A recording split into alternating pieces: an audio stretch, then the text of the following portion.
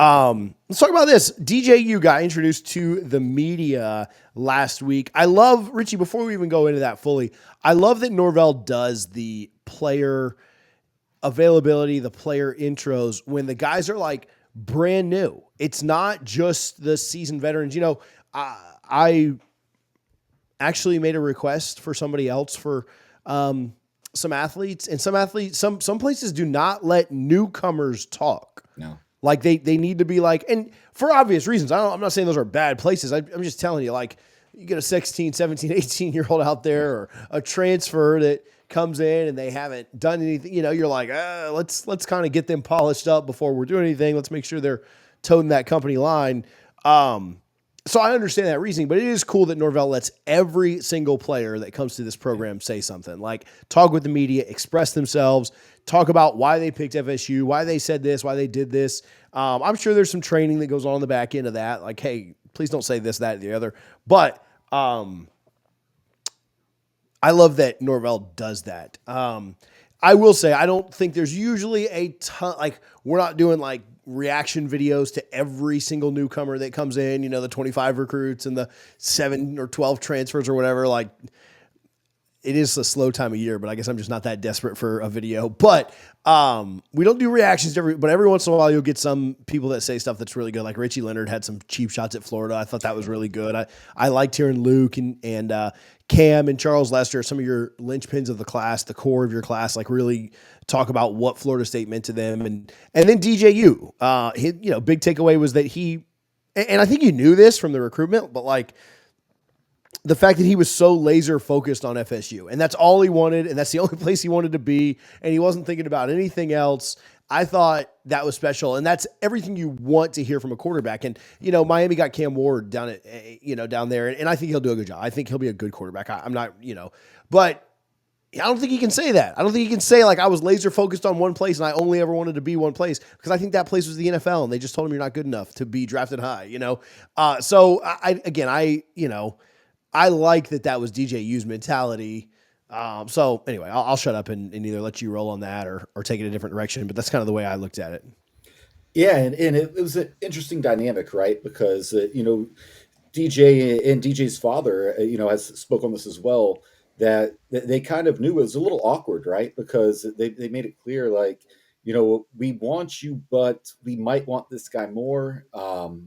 Just based on ceiling in college. But DJ, he never wavered, right? He wanted to be at Florida State. He's come out and said that. His father said that as well. And just the respect he has for Mike Norvell and his history with quarterbacks. DJ said straight up, I want to be developed by Mike Norvell and Tony Tokarz to an extent.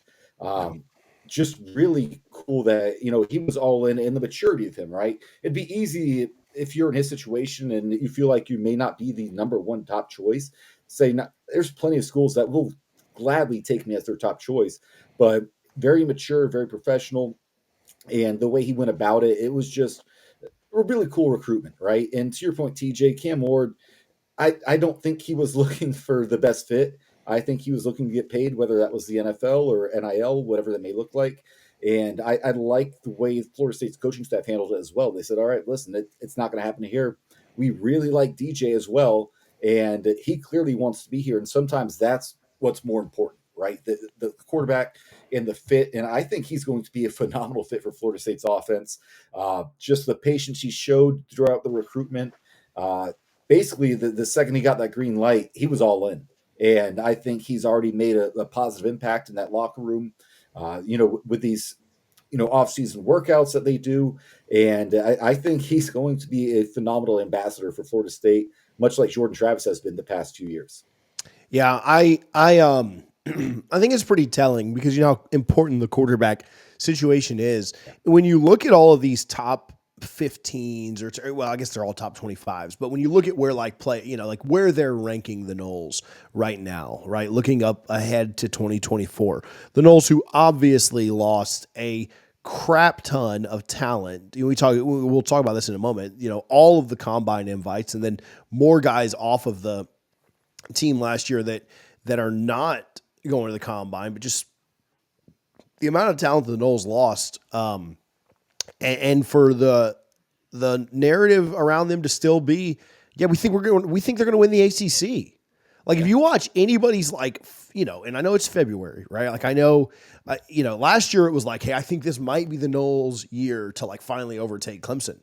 The narrative now is like, it's not like, they got Clemson one year. It's like see if they can do it again. It's like this is FSU's ACC and it's somebody else's to take away from them. Like it wasn't like a one hit wonder. And there's got to be confidence in the quarterback for that to happen. Like I've watched so many shows. My kids were homesick most of last week, so I literally stayed home and did nothing. I was sick a little bit, so I watched more last week than I think I've ever watched since we've started this. And I watched Barrett Sallee's new show. Shout out to him for going out and doing something on his own. I watched Pate. I watched JD. And all of them, when talking about Florida State, was like, no, this is Florida State's. And then can Clemson take it back? Can Miami finally get over the hump? Can a surprise team jump in there and upset? Can like a Louisville or somebody make another run like that? So I think that I think when you look at that, there's got to be a confident. Like those guys aren't saying that if they're not confident in DJU. They're not saying that if they don't think that he can kind of carry that torch and be that guy. And so, listen, I expect him to be really good this year. I expect him to take another step forward, like he did going from Clemson to Oregon State, and I expect him to be a really good QB.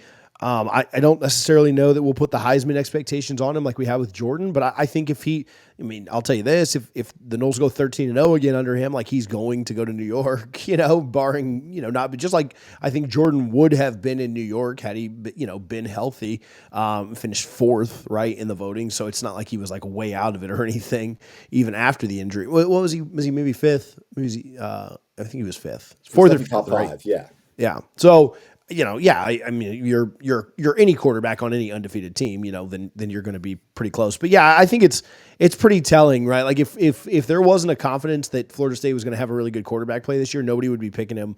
Vegas wouldn't have Florida State with the best odds in the ACC. Vegas wouldn't have Florida State's over under it. 9.5, 10 games, where they really expect them to be pretty good. And, we all know that Florida State's toughest game is out of conference, right? So they're expecting Florida State to win maybe all but one ACC game or all of their ACC games based on their over under. And so, yeah, I mean, I think that's telling too, just about DJ in general. Yeah, I definitely think so. I think he has a lot of respect. And looking what's happened at Clemson since he left, Cade Klubnik was supposed to be the next Trevor Lawrence, so to speak, and he just hasn't delivered. And now it's more of, do we have coaching issues at Clemson, especially on the offensive side of the ball? That defense is still really freaking good, but yeah, maybe it wasn't a DJ thing, maybe it was a system thing. And when you go from a Deshaun Watson to a Trevor Lawrence, like that doesn't happen. It just doesn't. And that's what they did. And now, DJ struggled there. Kate Klubnik has been struggling. There's questions. Is he even going to finish out the season? We'll see what happens. But yeah, I think going to Oregon State was probably the best thing that DJ could have done for his career.